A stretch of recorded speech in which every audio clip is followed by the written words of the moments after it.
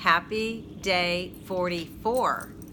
And today I wanted to chat about how you provide feedback in your coaching or constructive criticism, however you want to look at it. But there was a dynamic that happened over the weekend that I thought might be better to talk about, and probably one that needs more attention. I had posted in the first week of this journey a training video where I was voice-overing kind of the 4 levels of learning. It was my first time doing voiceover and trying to run the screen. I think it was about a 6-minute video. But I had a comment this weekend from someone I don't know, but they were seeking knowledge on YouTube. And he was quite frustrated. You know, he spoke to in this comment how, you know, anybody can walk you through a process from sort of how the process works, but how to actually get the change, I didn't explain. So I read the comment and I thought, okay. So I wrote back, and certainly I appreciated him taking the opportunity to share that. And I apologized for missing the how, which is fundamental to doing any sort of training. And then I walked him through step by step the how that should have been in the video. And as I wrapped again, I thanked him for sharing that and hoped that I answered his question. So when he wrote back and he said that I had answered his question, what have you, he went along to say he really appreciated the way I responded to the criticism, because most people would have probably taken that personally and maybe not even responded at all. And that's what got me thinking. He's absolutely right.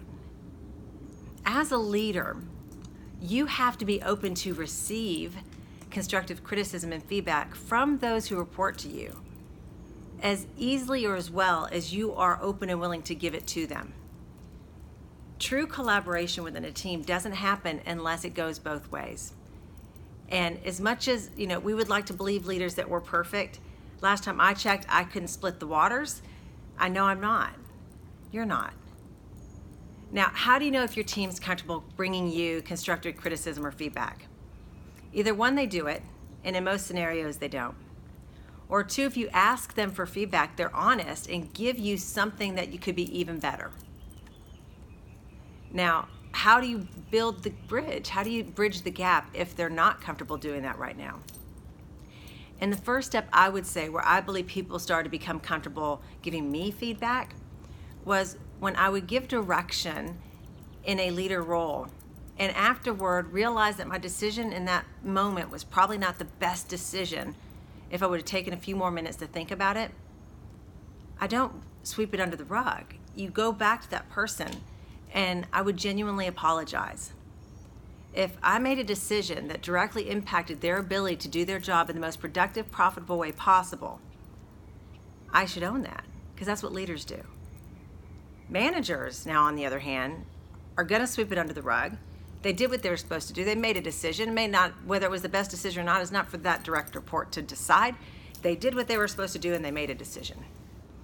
The other thing with managers, and when it comes to getting feedback, not only will people not give it to them, if they're asked, they'll be directly the opposite. They'll give them a compliment, right? If the manager tries to ask a direct report for feedback. And then the other piece is that a team member is afraid of retaliation, because a manager believes that they are the almighty power in that capacity, and how dare you tell me I'm not doing something right? I'm in this role, not you. Sound familiar? I think we've all had some of those in our lives before. So the last part, when he commented back on this YouTube video, and what he was looking for was help with communication. I gave him some more direction and options. And one of those was to ask for feedback. And not even knowing this gentleman, he was so honest to say, you know, I thought about it, but I'm not comfortable asking for feedback, and maybe that's ego. And he's spot on. Think about it. If you're not comfortable asking your people for feedback, why not? Are you afraid of what they're going to say to you? You're not going to like what you're going to hear? Let me give you best practice you can put into play today if you are currently an executive or leader leading teams of people.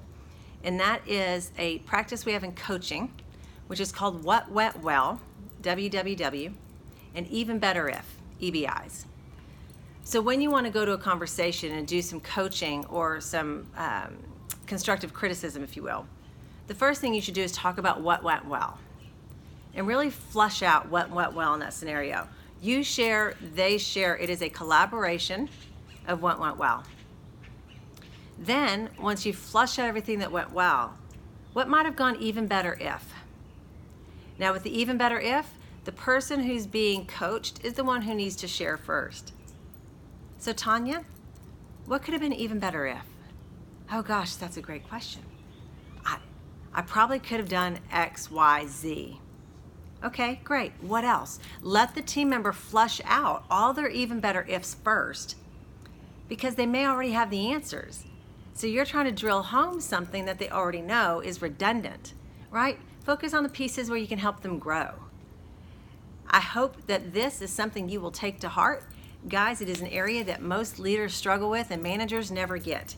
So be open to feedback, invite it, and if they don't bring it to you now, find ways to truly own and apologize for those situations that you could have made a better decision and you impacted them. And be genuine. And lastly, debrief with what went well and even better if. Have a great day.